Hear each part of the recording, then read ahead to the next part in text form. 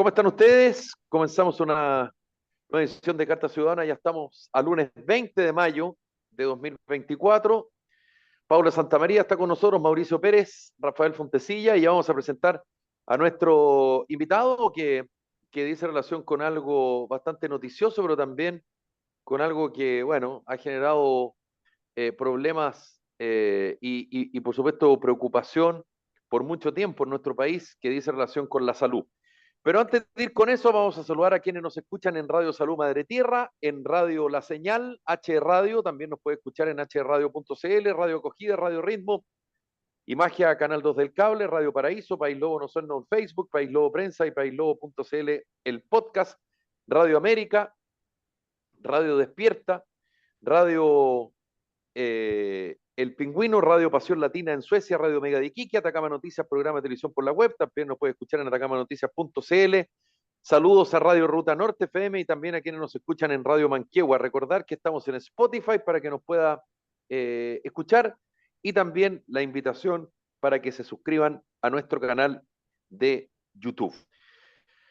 Bueno, preocupación, indignación, molestia, sorpresa, pónganle el nombre que quiera, ha provocado algo que entiendo tuvo sus primeras luces en febrero pasado, respecto a algunas situaciones por eliminación de consultas o listas de espera en el Hospital Sotero del Río, y la Fiscalía Sur abrió una investigación por oficio. Ya se han entregado algunas informaciones por parte del subsecretario de Redes. Se habla de, se habrían eliminado algo así como 320.000 interconsultas en el Hospital Sotero del Río. Para hablar sobre este tema y por supuesto sobre el tema de la salud, está con nosotros el doctor Jorge Acosta, trabajó en el Ministerio de Salud, asesor legislativo, jefe de gabinete del subsecretario de Redes, Arturo Zúñiga, que fue subsecretario de Redes durante el gobierno del presidente Piñera II. Jorge, ¿cómo estás? Bienvenido a Carta Ciudadana. Hola Felipe, hola Paula, un saludo a todos nuestros auditores y muchas gracias por la invitación.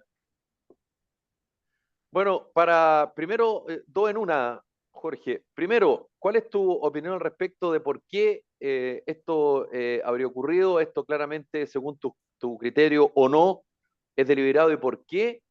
Y segundo, ¿qué tanto afecta al usuario, sobre todo el hospital en cuestión, el Sotero del Río, que este tipo de situaciones ocurran, si es que efectivamente se comprueba que fueron estas listas de espera fueron eliminadas? Estamos hablando más de 323.000. Bueno, la verdad es que esta es una situación especialmente grave que se suma al abuso que realiza el Estado de más de 2,7 millones de chilenos que están en lista de espera en promedio por más de un año y medio. Si tú consideras las listas de espera por especialidad, por cirugía y además por el GES, te das cuenta que la cantidad de personas que están esperando es más o menos uno de cada nueve chilenos. Al mismo tiempo, si tú consideras todo lo que ha significado el aumento de recursos en los últimos 10 años, cuando ves que hay un 50% más de recursos que se entregan a los hospitales, pero que apenas ha aumentado la producción entre un 4 o un 5%, aquí no estamos hablando de que simplemente faltan recursos, sino que estamos en una situación gravísima en la cual no se ha tomado el peso del drama que viven millones de chilenos. No hay que olvidar que en FONASA, por ejemplo, hay 3 millones de chilenos que están en FONASA, que no tienen la oportunidad de poder atenderse a la libre elección, de ir a una clínica, de ir a un centro médico con un bono FONASA, sino que si van para allá tienen que pagar particular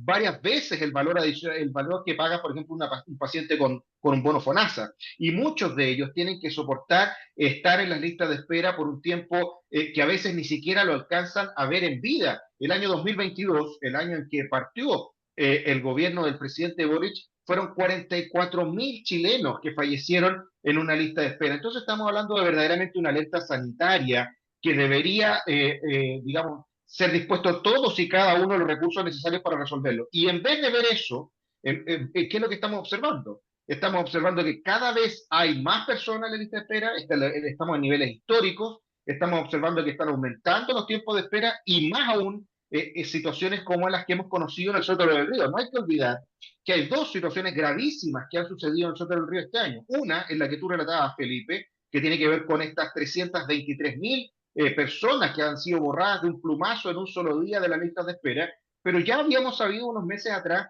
de las operaciones VIP, cuando más de 100 personas que eran familiares de trabajadores del Hospital Soto del Río y cercanos, amigos, habían sido adelantados en la lista de espera. Es decir, estamos en una situación gravísima. Lo mínimo que tenía que suceder es que hubiera alguna responsabilidad institucional, y por eso me alegra que haya sido removido el director del Hospital Sotero del Río, pero se necesita que el Ministerio de Salud tome esto en serio. Hemos visto que la ministra Aguilera ha celebrado mucho que se haya aprobado la ley corta, pero la pregunta que nos hacemos todos los chilenos es si verdaderamente es en la salud privada donde están los problemas más importantes de los chilenos o es en la salud estatal que ciertamente sigue maltratando y abusando de muchos de los pacientes que no tienen otra alternativa que atenderse en hospitales y en consultorios. Está Carlos Hot también. Te cuento, Jorge, Carlos es profesional de la salud, así que bueno, está la Paula, está Mauricio, está el Rafa Fontecilla. Ustedes tienen la palabra.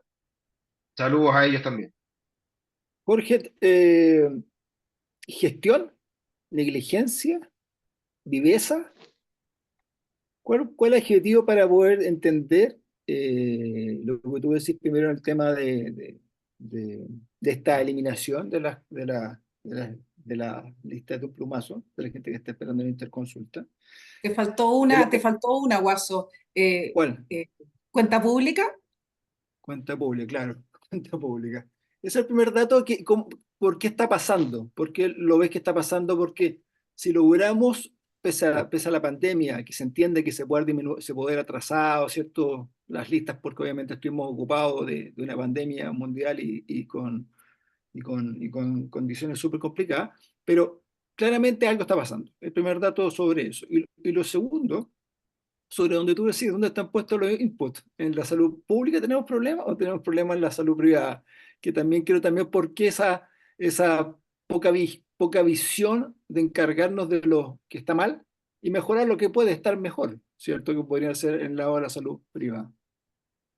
Bueno, sin duda que la gestión es lo más importante que debería hacer el Estado. Cuando vemos que hay un gobierno que dice que es el Estado el garante de la ejecución de ciertos derechos, que debe ser la forma en que se resuelvan los problemas, potenciando el Estado, pero que cuando le toca gobernar no lo consigue, sino que muy por el contrario tiene resultados tan paupérrimos, uno se pregunta, bueno, ¿qué sentido tiene seguir con una forma de ver los problemas de salud y la resolución de esos problemas que no ha sido exitosa? Si uno ve, por ejemplo, el modelo inglés, que ha sido como el gran referente para muchos de los ideólogos del gobierno, después de la pandemia aumentó en un 50%, pasaron de 4 a 8 millones de personas en lista de espera. Eso salió incluso en revistas médicas internacionales, destacado como uno de los grandes problemas de sistemas únicos. Si uno mira datos, por ejemplo, del Instituto de Políticas Públicas en Salud de la Universidad de San Sebastián, donde me toca trabajar, muestra que en Chile se ocupa la mitad del tiempo disponible todos los hospitales del país en promedio. Esto significa que si lo usaran como corresponde, podríamos tener al año 450.000 cirugías adicionales. En el año tenemos aproximadamente 350.000 cirugías en espera, es decir, si lográramos usar los hospitales ya construidos, los pabellones ya disponibles, con personal que está siendo pagado para que resuelva los problemas de las personas, podríamos resolver toda la lista de espera y además nos sobrarían otras 100.000 cirugías adicionales. Entonces, de eso es lo que estamos hablando. No es que falten recursos, sino que faltan los incentivos correctos. Mira tú, por ejemplo, lo que se ha sabido a propósito de las licencias médicas. En promedio, todos los funcionarios estatales faltan un mes al año por licencias médicas. Esas licencias son pagadas completamente, ellos no tienen carencia. Es decir, si faltan un día, se lo pagan igual, si faltan una semana, se lo pagan igual, si faltan un mes, se lo pagan igual. En el caso de los funcionarios estatales de salud, esas licencias médicas aumentan a 45 días, es decir, estamos en promedio un mes y medio pagando por funcionarios que están en licencia médica. El contraste, por ejemplo, con los trabajadores dependientes, con los trabajadores independientes, sin duda que llama mucho la atención porque tienen muchísimos menos días de licencia. Y por otro lado, lo que tú mencionabas con respecto al tema de, digamos, la segunda pregunta, pero recuérdamela, Mauricio. sobre el enfoque de ir sobre la salud privada, sobre estar preocupados Ah, de sí, esa contingencia y no sobre lo que estamos hablando, que es la salud pública, donde está 8 millones de chilenos y donde, sí. como tú decís, no se les da atención ni de calidad ni oportuna y lamentablemente tenemos que considerar gente que fallece en esa misma condición. Mira, esto me hace recordar exactamente lo mismo que decía un ministro de Hacienda y ministro de Educación cuando decía que el gran problema en la educación era quitarle los patines a los que iban más adelante. En salud, lamentablemente, está pasando lo mismo. Se trató de arreglar algo que no estaba roto, echándolo a perder, que es lo que significa el problema que hemos tenido luego de la designación, ¿cierto?, por parte de la Corte Suprema de una serie de fallos que tratan de regular la fijación de los precios en el sistema privado y al final lo que eso ha generado es que hoy día haya una inestabilidad que termine, cierto, con el sistema. Ya no de manera tan aguda como lo podríamos haber visto si no se aprobara la ley corta, pero están dados los incentivos para que el día de mañana igual puedan quebrar las ISAPRES porque se van a ir licuando los pacientes más jóvenes y sanos. Si les suben el plan, evidentemente se van a ir a ISAPRES nuevas que no les cobren tan caro y eso va a hacer que solamente los más digamos, añosos y con más enfermedades se queden en las ISAPRES. Eso va a implicar que les suban los planes o que se vayan a FONASA a un sistema estatal que está, como ya dijimos, con lista de espera muy alta. Lo que uno esperaba que hubiera hecho un gobierno que consideraba verdaderamente que el Estado tenía que resolver los problemas de salud de las personas era justamente enfocarse en cómo resolver las necesidades de los pacientes que están en FONASA. Y fíjate que esto lo ha hecho el Estado y el ejemplo lo tuvimos a la vuelta de la esquina. Piensa tú que a propósito de la pandemia, ¿cierto?, del COVID-19, como sociedad consideramos que era intolerable que a un chileno que necesitaba y que le faltaba un ventilador mecánico no lo obtuviera. Y se dispusieron todos los recursos del sistema estatal, del sistema privado, para que a ningún chileno que lo necesitara le faltara un ventilador mecánico. Mira tú cómo se trasladaban pacientes críticos en aviones Hércules, en aviones privados, cómo se adelantaron los hospitales, cómo pudiste tener hospitales modulares, el centro hospitalario Huechuraba, el tema de las vacunas. Chile fue pionero en vacunas, en administración de vacunas y previnieron decenas de miles de muertes. ¿Por qué? Porque nos pareció que era intolerable que pasara lo que había pasado en otros países. La pregunta que yo me hago es ¿por qué no hicimos exactamente lo mismo? ¿Por qué no lo hacemos mañana? ¿Por qué no decretamos una alerta sanitaria? Porque si tener casi 3 millones de chilenos en una lista de espera, no una alerta sanitaria, ¿qué estamos esperando para declarar que sea una alerta sanitaria? Totalmente Y de acuerdo. utilizar todo lo que tenemos disponible en el sistema estatal y en el sistema privado para las personas, poniendo a las personas en el centro. ¿Cuál es el problema? Que aquí hay una concepción ideológica que considera que cada peso que va a un privado es un peso que deja ir del Estado. Lo que yo me pregunto, ¿de quién es ese peso? ¿Es del privado? ¿Es del Estado? No, ese peso es de los chilenos. Uno de cada 5 pesos que gasta el Estado lo gasta en salud. ¿Y por qué no está llegando a las personas, a los enfermos que verdaderamente lo necesitan, sino que muchas veces van a un sistema estatal que está hipertrofiado y que se demora 10 años en construir un hospital? Mira tú lo que está pasando con El Salvador, con el Sotero del Río, con el Hospital Cordillera. Eso es indignante, que se trate y se maltrate tan mal a los que más lo necesitan. Es una locura, sí. Yo te quería preguntar también, que el problema este del borrar listas de espera, no sé si la palabra es borrar, sino filtrar, o no sé, ya, digamos filtrar listas de espera del Sotero del Río, ¿será un problema puntual del Sotero del Río o efectivamente puede haber un problema mayor, donde otros hospitales estén también implicados en esta cosa que no debiera ser? ¿Qué crees tú? A ver, muy probablemente esta sea la punta del iceberg y conozcamos solo una parte de todo lo que ha significado este tratamiento de listas de espera. Hay que considerar que hay dos cosas. Una es que efectivamente hay una parte importante de las personas que están en la lista que muchas veces resuelven su problema de salud antes, porque si cualquiera de nosotros nos dijeran que vamos a esperar un año y medio para ver un especialista, vamos a hacer lo que sea necesario para verlo de otra manera. O si nos dijeran que hay que esperar un año y medio para operarse de la vesícula, pucha, uno también trataría de hacerlo de otra manera, y eso es lo que hacen todos los chilenos, digamos. O sea, cuando te dicen que esos son las expectativas, uno trata de resolverlo por otro lado. Lo que es grave es que hay otras formas también en las cuales se puede achicar la lista de espera. Por ejemplo, cuando los pacientes fallecen, ya lo dijimos, 40.000 pacientes fallecieron, 44.000 fallecieron en el 2022 y no está el dato completo para el 2023 solamente para las patologías fuera del GES, que son 31.000 personas. Todavía que falta saber lo que estaban en el GES. Y además también hay otras cosas, como por ejemplo cuando hay problemas de conectividad. Si las personas no responden al teléfono un par de veces, si son citadas y no llegan, lo sacan también. Lo que llama la atención en el caso del Sotero del Río, que haya sido todo con fecha del mismo día y que a personas que le han preguntado le dicen, oiga, dice que usted no contestó el teléfono y la persona dice, mira, a mí nunca me llamaron. ¿Se fijan? Entonces, ese tipo de cosas son las que hacen pensar de que pueden haber otras intenciones. Aquí lo importante es que se investigue, porque hay procedimientos, hay protocolos que permiten que se pueda ajustar la lista de espera y al mismo tiempo hay iniciativas que han demostrado que con los mismos recursos se puede reducir las listas de espera y los tiempos de espera significativamente. Un estudio del Banco Mundial junto con la Universidad Católica demostró en otro hospital del Servicio de Salud Metropolitano Suroriente, que es el Padre Hurtado, que podían bajar en un 65% las listas de espera con los mismos recursos, pero utilizando un sistema de contactabilidad más moderno, más actualizado, que tenía los exámenes de los pacientes al día y que los citaba como correspondía y había una mayor información y un flujo de información.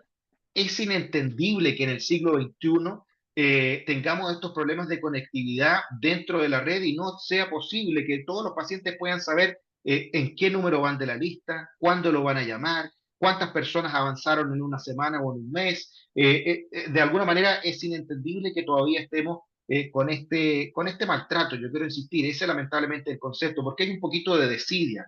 Hace algunas semanas atrás un columnista del diario Mercurio decía, bueno, si es tan malo el sistema ISAPRE, ¿por qué todos los políticos están en ISAPRE?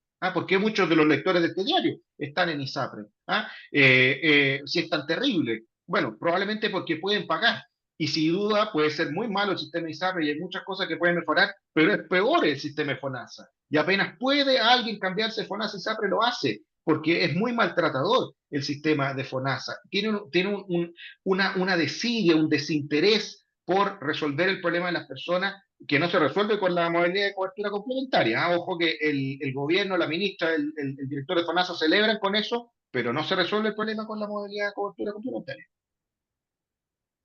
Estamos conversando con el doctor Jorge Acosta. Carlos, ¿tú quieres preguntar algo? Te estás con cara de pregunta.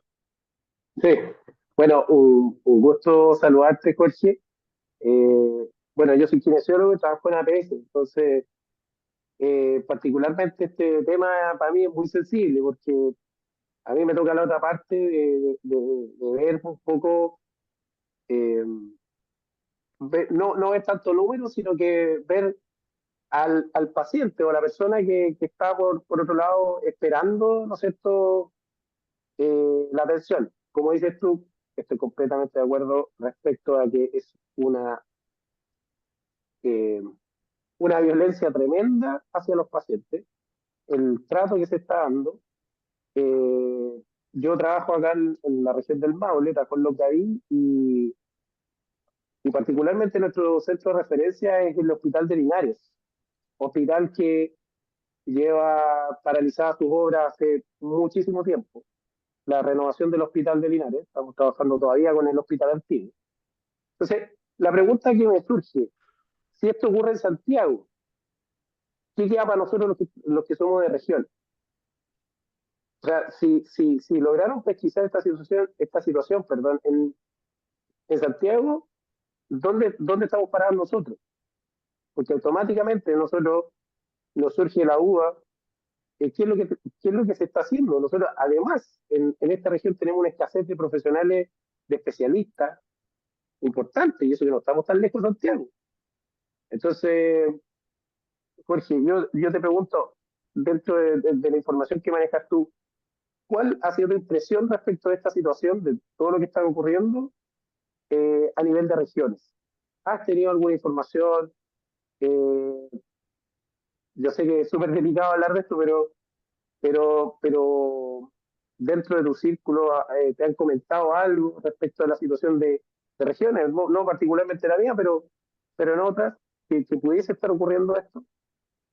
Mire, es muy interesante lo que tú mencionas, Carlos. También te mando un saludo afectuoso porque la situación en regiones es muy compleja considerando que, bueno, lamentablemente en Chile tenemos un centralismo brutal, que lo que no pasa en Santiago y a veces si no pasa en algunas comunas, la verdad que no es tema. Y por eso es que nosotros en el Instituto República estamos avanzando en un estudio para poder hacer un ranking de todos los servicios de salud, con la misma información que entrega el gobierno en las glosas trimestrales, mostrando cuánta es la espera, cuántos son los pacientes que fallecen, cuántos son los pacientes que están esperando por una consulta con especialista o por una cirugía, y vamos a justamente informar aquello, para que la gente y la ciudadanía lo pueda conocer un poco más, porque estas glosas se sacan unas fotocopias roñosas, se mandan al Congreso, a veces son publicadas por los diarios, con alguna infografía, pero es súper difícil. Si yo te dijera, bueno, ¿quién lo está haciendo mejor hoy día? ¿Lo están haciendo mejor los servicios de salud del norte, los servicios de salud del sur, los servicios de salud de grandes ciudades, de Valparaíso, de Concepción, los que tienen una población más pequeña, Aysén, Arica? Y la verdad es que la gente no tiene idea, y te puse una cosa más. Muchas veces ni siquiera dentro del Ministerio de Salud tienen idea quién lo está haciendo mejor y por qué. Entonces, a nosotros nos interesa muchísimo que haya mayor información para los ciudadanos, y pronto vamos a lanzar el ranking de los servicios de salud con la información que entrega el propio ministerio. No te voy a contar ahora lo que encontramos porque lo vamos a reservar un poquitito más adelante para ver el resultado, pero uno puede encontrar cosas. Por ejemplo, el año pasado, en su cuenta pública, el presidente de la República, el 1 de junio, ahora pronto va a haber una nueva edición de esa cuenta pública, dijo que durante su primer año de gobierno habían recibido 330.000 personas una cirugía que esperaban. Y nos llamó mucho la atención porque el subsecretario de redes asistenciales, que ahora ya no está, que en ese tiempo era el doctor Fernando Arauz, sostuvo que en realidad habían sido 330.000 personas egresadas de la lista de espera. Y ahí nos llamó la atención, porque no es lo mismo que alguien reciba la atención que después decir que había sido egresada. Así que le pedimos al ministerio que nos informara a qué se refería con aquello. Y resulta que solamente 8 de cada 10 personas que mencionó el presidente habían recibido la cirugía. El otro 20% está en un bolsón de estas cosas que acabamos de conversar a propósito del Sutro del Río, o que habían fallecido, o que se habían operado en otra parte, o que ya habían resuelto, digamos, su situación crítica y no necesitaban operarse, es decir, una serie de condiciones que no eran tal cual una cirugía como lo había dicho el presidente. Y de nuevo, lamentablemente, esta información, si uno no la pide, si uno no la exige por transparencia, muchas veces no queda claro, más aún la situación compleja que se puede vivir en la región. Así que una pequeña contribución que vamos a hacer desde el programa de salud y bioética del Instituto República va a ser poder informar este ranking de los servicios de salud y para pedirle explicaciones. Por ejemplo, el caso de Rancagua incluso salió en un medio regional, local, hace algunas semanas atrás. ¿Por qué Rancagua había sido el único servicio de salud que había avanzado un 0% en el cumplimiento de metas de cirugía? Le exigieron explicaciones al director del servicio. No fueron muy satisfactorias, creo yo, las explicaciones, pero ese tipo de cosas es importante que la ciudadanía las sepa, porque mientras más información y más transparencia haya, más se les va a poder exigir a las autoridades que tomen las medidas correctas para poder resolver esos problemas. Y algo dijo, Jorge, algo dijo la Paula Santamaría sobre las razones por las cuales eventualmente podría haber pasado lo que pasó. Y viene a la cuenta pública el próximo 1 de junio. Y claro, uno perfectamente bien podría pensar, oye, si tú ocupas la cuenta pública para decir que en el hospital Sotero del Río bajaron las listas de espera en 300 y tantas mil personas, tú lo puedes tomar como una especie de logro, por decirlo de alguna manera, del aparato público. Pero el tema de las listas de espera es como una obsesión de los gobiernos. Y aquí yo podría hacer una lista bastante larga de distintos gobiernos que han, porque tú muy bien lo sabes, Jorge, cifras hay para todos los gustos. Tú es cosa que encargues, digamos, una encuesta o busques un paper o busques y siempre van a haber datos que te convienen a ti o que perjudican a tu contendor político. Eso pareciera que, como te digo, se transformó en una verdadera obsesión. El problema es que poco más, poco menos, las listas de espera no bajan en el sistema público. Y pareciera que cualquier esfuerzo que tú hagas es bien complejo. Esto, no sé cuál es tu opinión, pero esto debiera ser una cosa más a largo plazo. Esto definitivamente debiera haber una inyección de recursos, debiera haber un cambio sistemático respecto a los esfuerzos que se deban hacer en la salud pública, porque mientras tú tengas esa cantidad de personas que están esperando, y son esperas larguísimas, todos conocemos casos, todos, creo, de personas que te dicen, oiga, ¿sabe qué? He ido 4 veces al hospital. Estoy saliendo del hospital y me llaman para decirme que fue reprogramada la operación. ¿Sabe que estaba llegando al hospital? Y me dicen que, ¿sabe que estaba casi ingresando al pabellón? Entonces, ¿de qué manera crees tú que se deberá afrontar esto que es como un punto negro, que está ahí siempre latente? Bueno, yo soy un convencido de que si seguimos haciendo lo mismo, vamos a tener los mismos resultados. Y por lo tanto, confiar en que simplemente entregar más recursos sin hacer un cambio más profundo en el sistema va a seguir significando, ¿cierto?, que vamos a entrar con la esperanza de que se va a resolver un problema que evidentemente no se ha resuelto, porque la gestión es fundamental. Y eso significa cambiar los incentivos. Y eso significa, por ejemplo, el día de mañana, yo digo, ¿por qué no pensar en que los privados puedan administrar un conjunto de consultorios y que se lo entreguemos, por ejemplo, a un grupo de universidades o a una universidad? No tiene por qué ser una universidad privada, puede ser una universidad de Chile o puede ser una universidad de Santiago o también puede ser una universidad privada, yo no tengo ningún problema. Y que lo administren junto con sus docentes, junto con los profesionales y que respondan a la comunidad con una administración distinta si es que una municipalidad o un conjunto de municipalidades no lo resuelve. O también un hospital. ¿Por qué el hospital no sigue los incentivos, por ejemplo, adecuados también por una administración de privados que permita que si alguien no lo está haciendo bien y no está atendiendo a los pacientes, bueno, se pueda cambiar y sacar de esa administración? Porque hoy día, si un funcionario atiende o no atiende, o atiende 10 o atiende uno, le pagan exactamente lo mismo. Lamentablemente están muy puestos de manera negativa los incentivos. ¿Y qué es lo que vimos, por ejemplo, en el caso de la pandemia? Que eso fue lo más interesante que yo te comentaba anteriormente. Bueno, que todos los recursos habidos y por haber se dispusieron en un objetivo, que a nadie le faltara un ventilador mecánico. Bueno, ¿por qué no hacemos exactamente lo mismo ahora? Que reduzcamos la lista de espera significativamente.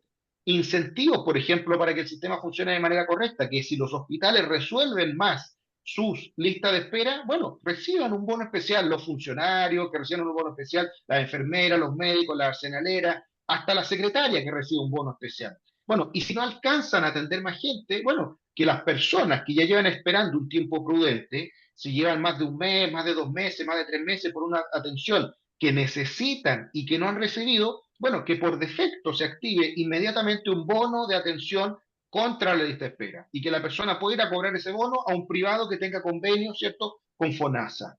Eso se puede hacer, eso sin duda que va a significar una cantidad de recursos adicionales, pero también hay muchos recursos que se han ido malgastando y que lamentablemente han significado muchas veces tener más funcionarios, pero no tener más servicio para las personas, porque no hay que olvidar de nuevo que los recursos estatales le pertenecen a todos los chilenos, pero especialmente a los que más lo necesitan, especialmente a esos 3 millones que están en FONASA y por ejemplo no pueden atenderse por libertad, por modalidad de libre elección. Yo lo abriría completamente. O sea, que la libre elección, que el MSC, que es la cobertura complementaria, también la puedan tener los pacientes de FONASA A, que hoy día, por ejemplo, un paciente FONASA A que se quiere atender en un centro médico con un doctor, tiene que pagar 40 lucas. En cambio, el que tiene FONASA D, C y D paga solo 7. ¿Por qué le estamos cobrando más al paciente que tiene menos? Bueno, porque está la concepción ideológica que como el paciente tiene menos, entonces no tiene plata para atenderse de manera privada, particular, y por lo tanto no le doy ese acceso. Bueno, pero créanme que hay mucha gente que desesperada porque no tiene cómo atenderse en el sistema estatal, paga esas 40 lucas y se atiende por un médico general. Imagínate lo que significa además pagar una cirugía o pagar una atención con especialistas. Todos nosotros también hemos conocido casos de personas que tienen que hipotecar su casa o tienen que hacer bingos, tienen que hacer completadas para poder juntar las lucas porque resulta que se operó un familiar y están endeudados con una clínica por 10, 20 millones de pesos. ¿Y por qué? Bueno, porque de nuevo tenían la angustia de resolver un problema quirúrgico que no lo podían atender en su hospital y resulta que se encalillan y como sea van y se operan y resulta que quedan con esa deuda. ¿Por qué? Porque FONASA no tiene un pago correcto de aranceles a cirugía para todas las prestaciones. Bueno, tendría que resolverse eso, tiene que incluir esa arancel para que haya un acuerdo, para que la persona pague un monto razonable y además FONASA pague otro monto razonable. Había un seguro de FONASA, un seguro catastrófico de FONASA que se propuso hace algunos años atrás, y el actual gobierno, los que eran en ese tiempo diputados, recuerdo que había uno que era el presidente de la Comisión de Salud, que hoy día está de jefe del segundo piso del gobierno actual, no lo quiso ni siquiera discutir, no lo puso ni siquiera en tabla, porque él consideraba que no era esa la solución. Bueno, resulta que los que siguen pagando con su salud por la ineficiencia del sistema son las personas. Entonces, todo depende de los incentivos que quieras poner. Y aquí, lamentablemente, no están puestos los incentivos para resolver los problemas de las personas. Sí, Rafa, Guaso, ¿quién quiere preguntar, Paula? Están Yo quería, silenciados. hola, Rafa, ahí dale. estoy. Oye, yo quería compartir una reflexión y después una pregunta a Jorge, a ver si nos puede ayudar con un par de cosas. Primero, una reflexión de lo ¿Reflexión que estamos. futbolística, Rafa? No. De eso No, no, no, no vamos a hablar ay, esta. Allá. todavía no me llegan las noticias para acá, pero Sí, supe que fue sí, complicado el sábado. Pero bueno, sí, hay un equipo que perdió. voy a dejarlo para el final para que me cuenten porque no me llegó la noticia. Pero Y un pasa- delincuente que arrancó. claro, eso tampoco No lo sé sé. si supieron que. Ah, no supiste, el Nico Castillo arrancó. Sí. Dale nomás, Rafa. Ya, vamos a dejar ahí varios final misceláneo.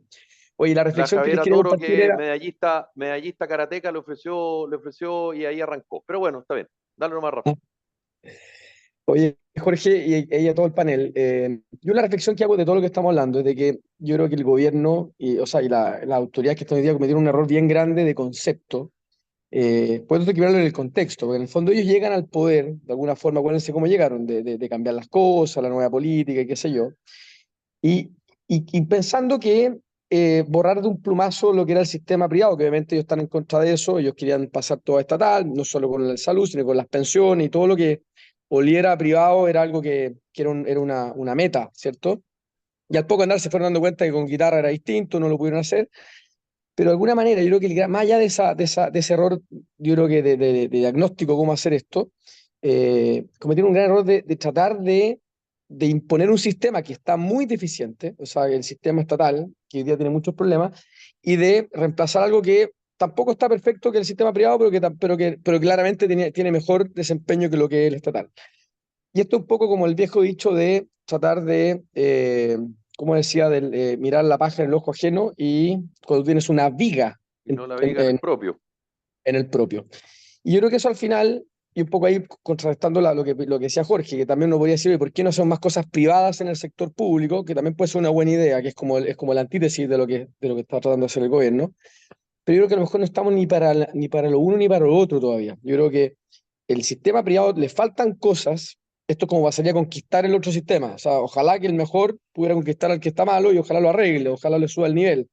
Ojalá que le pongamos patines a todos más que quitarnos los patines al que está sin patines. Entonces yo creo que esa idea de repente de contagiar con el sistema privado al público es una buena idea, pero tampoco sé si hoy día el sistema privado está en condiciones de ir a saltar ese abismo. Y yo creo que hoy día probablemente el foco tiene que ser, y si mañana viene un gobierno que piensa distinto que este, ojalá no cometa el mismo error de tratar de privatizar el sistema público de una manera que no esté en las condiciones, que creo que fue lo que le pasó a este gobierno, trató de estatizar de una manera muy burda, pero trató de hacerlo al final con la nueva constitución, estaba propuesto eso, de que fuera todo único y qué sé yo.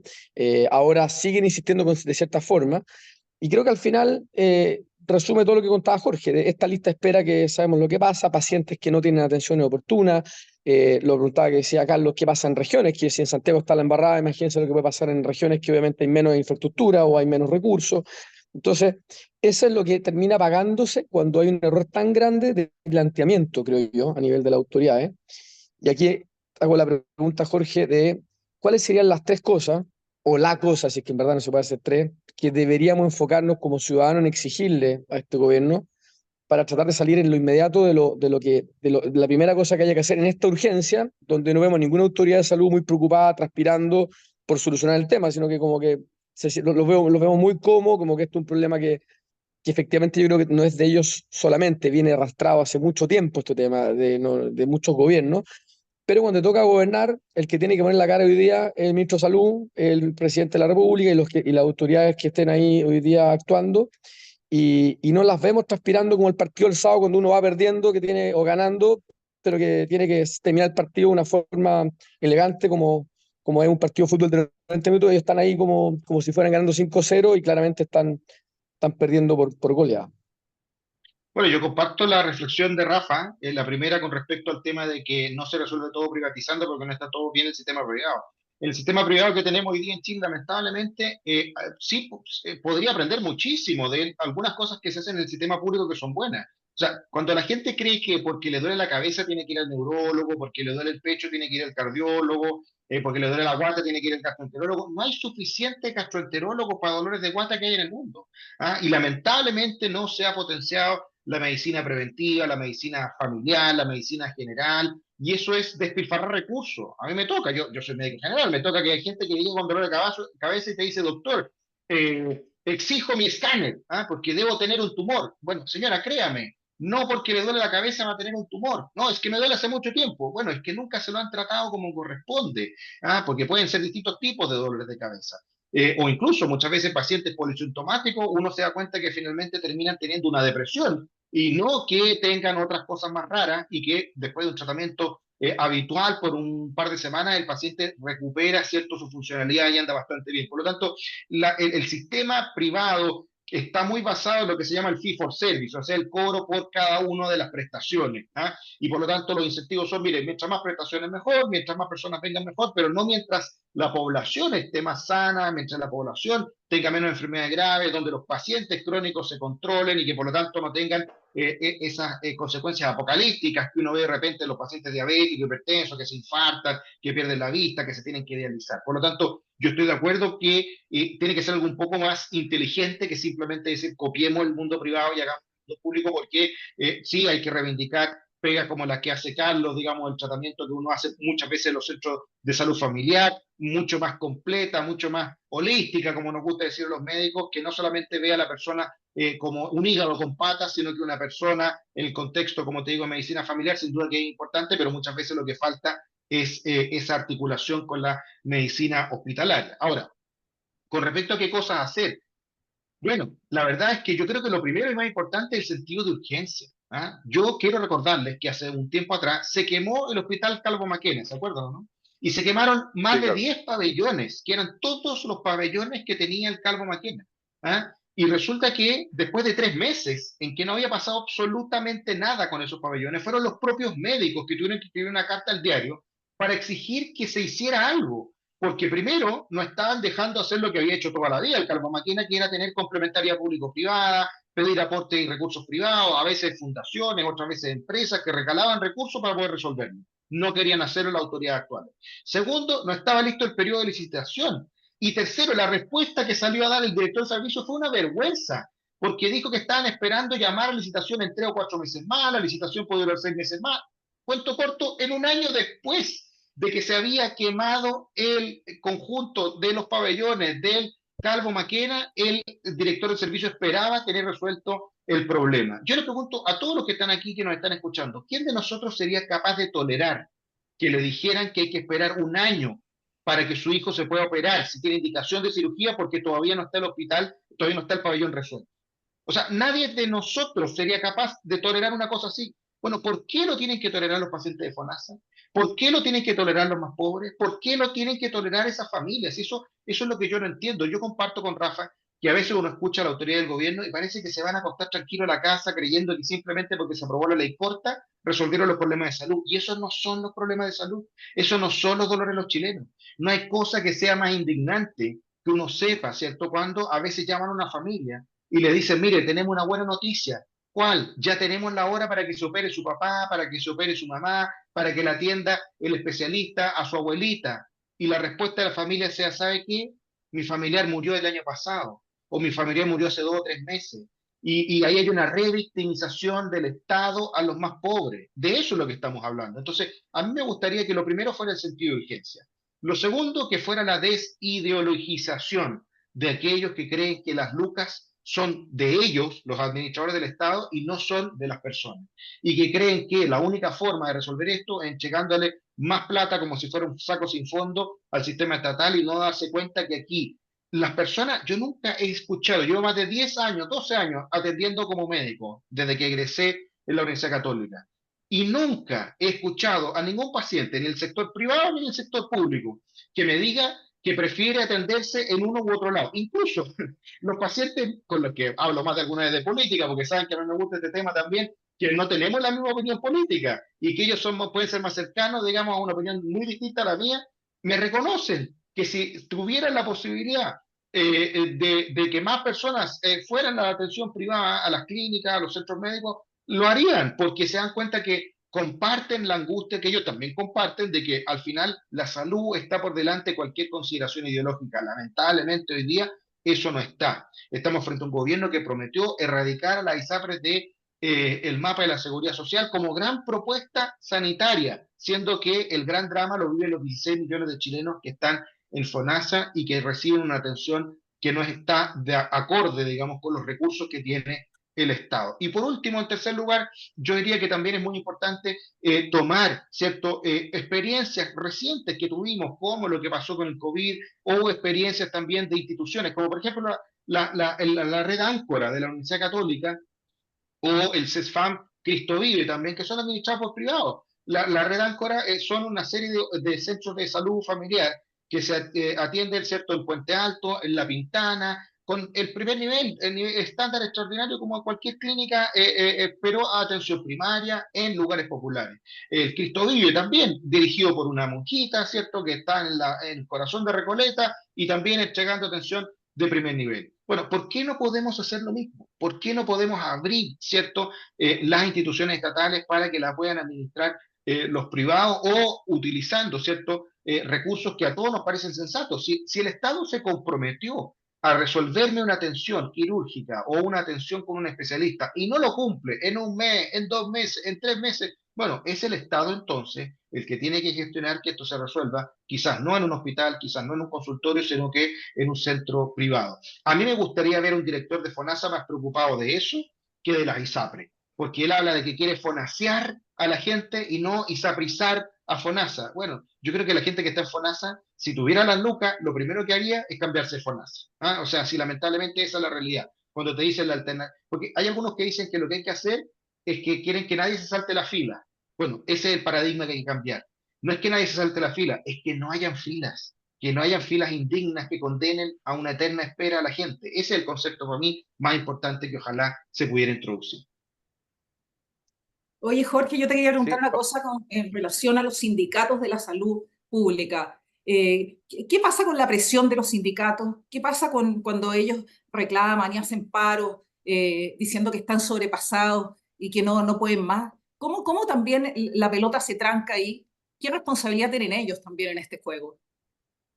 A ver, yo creo que así como en la educación, en la salud, no deberían existir paros. O sea, no podemos poner la salud de las personas por sobre los intereses gremiales. Yo creo que no, o sea, en primer lugar, yo no soy abogado, pero según yo entiendo, los funcionarios estatales no pueden hacer paro por ley, se supone. Es una ley que lamentablemente no se cumple.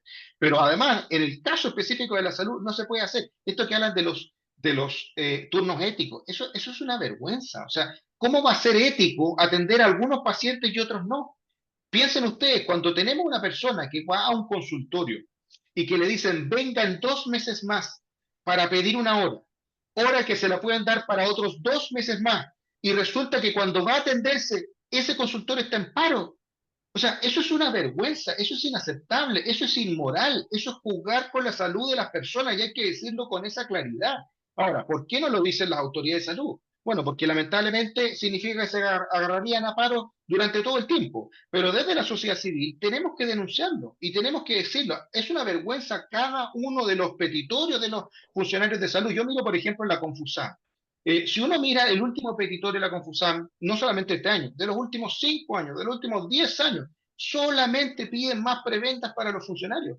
Nunca ha habido un paro de la Confusam alegando por la lista de espera, alegando por los pacientes que muchas veces fallecen en la lista de espera. Nunca ha habido una propuesta concreta de la Confusam para mejorar la gestión y la atención de los pacientes. Es como si no existieran, es como si ellos fueran las víctimas. Y hoy día las víctimas del sistema estatal son los chilenos que lamentablemente no reciben la atención que merecen. Entonces, yo creo que aquí hay que empezar a decir las cosas quizá un poquito más fuertes, decirlas como son y darnos cuenta que cuando hay algunos que se llenan la boca con esto, como lo hace muchas veces el colegio médico, de decir que hay que poner los pacientes en el centro, Bueno, si de verdad lo quiere poner en el centro no pueden estar los intereses gremiales. En el centro no pueden estar las elecciones, por ejemplo, incluso nacionales, o la posición política. No olvidemos cómo fue utilizado el colegio médico para hacer una oposición política férrea al gobierno anterior. Y el mejor ejemplo es que la presidenta del colegio médico termina entrando con el presidente Boric, levantando las manos, ¿cierto?, en el Ford Galaxy el 11 de marzo del año 2022. ¿Ah? O sea, de eso es lo que estamos hablando, de una utilización ya caricaturesca de un gremio para hacer una crítica política. Y resulta que muchos de esos dirigentes hoy día guardan silencio. ¿Ah? Parece que, por ejemplo, yo me acuerdo del doctor Bernucci, ¿ah? Que era tan bueno para opinar y tan bueno para hacer crítica. Bueno, resulta que ganó el presidente Boric y estaba de ministro del Interior la ministra Siche, y nunca más supimos del colegio médico. Nunca más supimos de los gremios de la salud, que estaban escandalizados, que decían que la pandemia era un desastre, que eran unos delincuentes, que eran unos asesinos. En ese tiempo, presidente del Colegio Médico Casiche trató de asesinos malnacidos al presidente de la República y a la autoridad de salud. De eso es lo que estamos hablando. Entonces, hoy día, que no sean capaces, por ejemplo, de criticar cosas brutales que estamos viendo en salud, como por ejemplo la vacunación absolutamente deficiente que tenemos de la población, las vacunas que fueron desechadas, que se botaron a la basura, se calcula que son cerca de 30.000 millones de pesos que se perdieron por vacunas que se tiraron a la basura porque no fueron capaces de vacunar. La situación gravísima que vimos el año pasado cuando un subsecretario de redes asistenciales dijo que no habían camas disponibles para una niña que estaba en San Antonio, que la única disponible estaba en Arica, y resulta que no fueron capaces de pedir esas camas a las clínicas privadas de Santiago. Entonces, la verdad es que uno dice, frente a eso, hubiera esperado paros, hubiera esperado escándalos, hubiera esperado una serie de situaciones de parte de los gremios, y cuando el gobierno es de un signo político, guardan silencio. En cambio, cuando el gobierno es de otro signo político, llueve un poquito en una sala de espera y ya es escándalo y se magnifica todo. Entonces, esa utilización política de los gremios también creo que hay que denunciar. Jorge, antes de despedirte, me encantaría conocer tu opinión acerca de cómo discutir o tratar algo que ha ido tomando fuerza, y yo siento que a medida que esta madre se acerca a Santiago, toma más fuerza. Esta madre de este niño que está pronto a cumplir 6 años, que tiene una denominada enfermedad rara, que necesita una dosis que cuesta 3.500 millones de pesos. Y que, bueno, supimos de declaración de ella que en un minuto el Ministerio de Salud le dijo que no tenía los recursos y que se habían contactado con ella para decirle que ella pagara este medicamento, y que el gobierno se encargaba de traerlo para que se le entregaran la dosis en un establecimiento público, algo que ella rechazó. Independiente de eso, ¿cómo un país como el nuestro, que es un país pobre, con todas las falencias que tú describiste acá y más, se puede empezar a hacer cargo de las denominadas enfermedades raras, que lamentablemente ya no son tan digamos, ¿cómo decirlo? Tampoco son tan pocas, valga la redundancia, pero que requieren una altísima inversión? Y además, con pocos recursos, si tú destinas esos recursos para esa enfermedad, y en el caso puntual de este niñito, ¿qué pasa con las otras enfermedades que tú como Estado tienes que financiar para que básicamente tu población no fallezca? ¿Cómo ves tú esta nueva realidad, si se quiere, o un nuevo escenario que yo tengo la sensación que cada vez va a ser más habitual? Bueno, hay varias reflexiones. Uno es que, bueno, lo que la mamá contaba de lo que le habían dicho el Ministerio de Salud también es indignante. O sea, es casi como una vergüenza que le digan, cómprelo usted y después vemos si lo administramos acá en red estatal. Es una vergüenza. Hay algunos avances que son positivos. Por ejemplo, la ley Ricarte-Soto, que significó un avance muy Sí, importante para apoyar a tratamientos de alto costo. Hay otro así es. avance, por ejemplo, la cobertura catastrófica que existe, por ejemplo, en ISAPRE. Hay una cobertura, ¿cierto?, catastrófica, el denominado CAE, ¿cierto?, que también es un avance. Pero pueden haber muchas otras cosas que se pueden ir creando. Nosotros en el Instituto de Políticas Públicas de Salud de la Universidad de San Sebastián el año pasado, en el IPSUS, hicimos un seminario justamente a propósito de enfermedades raras, invitamos a algunos parlamentarios, a expertos en el tema, y efectivamente esta es una situación que se tiene que abordar, porque tú estás en un dilema, efectivamente. O sea, por un lado, hay un tratamiento de muy alto costo que hay que ver qué efectividad tiene, que hay que ver si efectivamente es más una promoción, digamos, comercial de alguna institución, o si efectivamente están probadas la efectividad, o si está en el contexto de una prueba, pero que se tiene que tomar obviamente desde la autoridad sanitaria. O sea, la posibilidad que tiene de poder negociar el precio una persona particular versus la que tiene el Estado o el Ministerio de Salud es radicalmente distinta. O sea, esto tiene que estar en el marco de una negociación mucho más amplia que simplemente la compra de un medicamento en particular. Pero ¿sabes qué es lo más indignante, Felipe?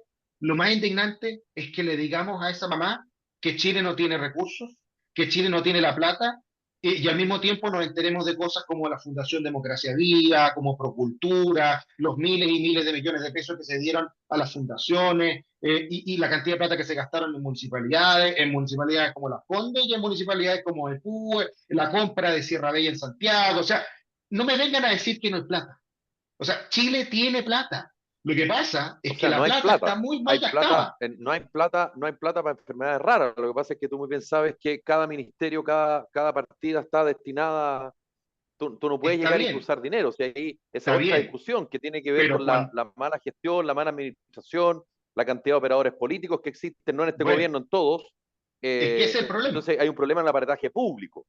Es que ese es el problema, ese es el problema, ese es el problema más importante. Tenemos un problema de gestión, pero también tenemos un problema de que las lucas no se están poniendo donde corresponde. Cuando tú aumentaste 100.000 funcionarios públicos nuevos en estos años, sí, sí, evidentemente hay plata. O sea, hay plata. Lo que pasa es que esa plata se está gastando mal, se está gastando como no corresponde. El ejemplo que te da, si nosotros usáramos, ¿cierto? Los pabellones como corresponde, que ya están construidos, borraríamos la lista de espera en un año y nos quedarían 100.000 cirugías más todavía disponibles para hacer. Imagínate los hospitales vendiéndole servicio a las clínicas porque pueden hacer más cirugía que las propias clínicas.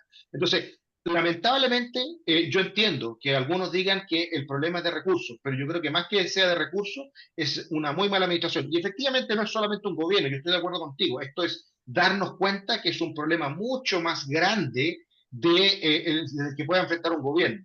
Ahora, uno puede decir si en la ley corta, que era una cosa chica y que solamente permitió resolver, es como un alambrito del maestro Chasquilla para que no se caiga hoy día el calefón, pero quizás en el próximo invierno el calefón ya no le va a funcionar. Bueno, esto es exactamente lo mismo que uno podría pasar con la ley corta. ¿Qué va a pasar con la ley larga? Con la que uno esperaría que se hiciera cargo de esto.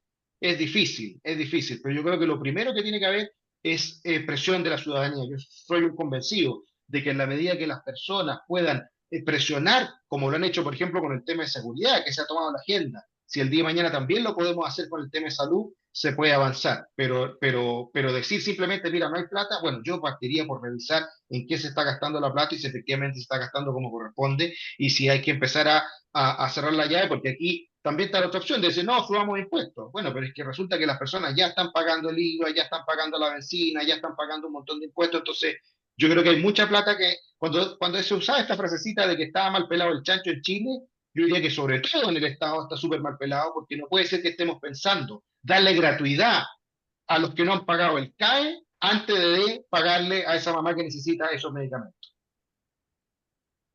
Y solo para cerrar, Jorge, ¿tú ves que van a entrar nuevas empresas, nuevas ISAPRES al mercado? Porque muchos dicen que las que están ya no tienen cómo, porque es competencia, o va a ser seguro para todos igual, o más bien sistema de salud para todos por igual, pero vas a tener la posibilidad de estos seguros, digamos, alternativos, que ya Bueno, han proliferado bastante.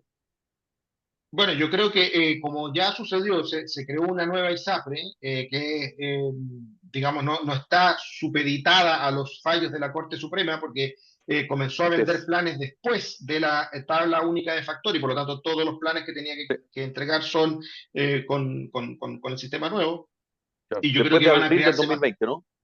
Así es, después del 1 de abril del 2020, yo creo que van a seguir creciendo la posibilidad de que haya más ISAPRE. Incluso ISAPRE de las actuales ISAPRE, o sea, pueden crear otra ISAPRE o ISAPRE, como se ha escuchado quizás de UC Christus, que decía que podía crear un ISAPRE, o quizás de otras áreas, porque ¿cuál es el problema? Que el incentivo está en entregar el servicio de ISAPRE para jóvenes sanos. Y por lo tanto ellos son, entre comillas, rentables porque aportan harto, sobre todo ahora que van a tener que aportar el 7% completo, y van a gastar poco porque se enferman poco. ¿Ya? Y el problema va a estar en los adultos mayores que tienen muchas enfermedades y que ya no se pueden cambiar de ISAPRE. Entonces, esas ISAPRES antiguas pueden terminar quebrando o esas ISAPRES antiguas se van a llenar de planes muy caros que lamentablemente van a tener que subsidiar los propios usuarios más viejos y con más patología. Entonces, eso va a significar que se va a seguir elitizando la salud privada en vez de que se pueda democratizar el acceso a una atención de calidad, porque lamentablemente, por cómo está construida la ley, es bien gracioso, porque de alguna manera van a recibir por un bolsillo plata a los usuarios por la deuda que tienen de la ISAPRE, pero por otro bolsillo van a tener que poner ingresos adicionales a la ISAPRE porque si no quiebran inmediatamente. Entonces, ahí es cuando uno no entiende cómo puede ser, digamos, que se traten estos problemas tan de fondo con esa liviandad que yo creo que lamentablemente se ha tratado hasta ahora y no se haga una reforma más grande que tiene que ser gradual, si todo. Pero hoy día el Estado tiene herramientas para resolver el problema, las tiene. Si fuimos capaces de resolverlo con frente al COVID, lo podemos hacer ahora también, pero eso requiere decisión, eso requiere gestión, eso requiere liderazgo y lamentablemente hoy día no lo estamos viendo. Si yo creo que ese futuro puede ser complementado de las ISAPRES con seguros complementarios, seguramente va a pasar. Ya hemos conocido, han salido noticias que han mostrado que han habido un aumento de los seguros complementarios, pero el segundo complementario es de segundo piso, o sea, todo depende de lo primero que te cubra, y si es mala la cobertura, por ejemplo, de FONASA o de la ISAPRE, el seguro complementario también va a cubrir muy poquitito, entonces hay un problema ahí también. Doctor Giacosta, de Res Pública, y por supuesto un currículum mucho más largo, pero para sintetizarlo, perdón, muchísimas gracias por haber estado con nosotros acá en Carta Ciudadana, Jorge. Gracias a ti, Felipe, Paula, y a todos los que nos acompañaron, Carlos, Rafa, Mauricio. Un abrazo, Paula Santamaría, Carlos Jot, Mauricio Pérez, Rafa Pontecilla, esto fue Carta Ciudadana, nos reencontramos mañana, nos reencontramos el miércoles. Mañana es feriado, 21 de mayo, así que nos reencontramos el miércoles. Que lo pasen bien. Chau. Chau, chau.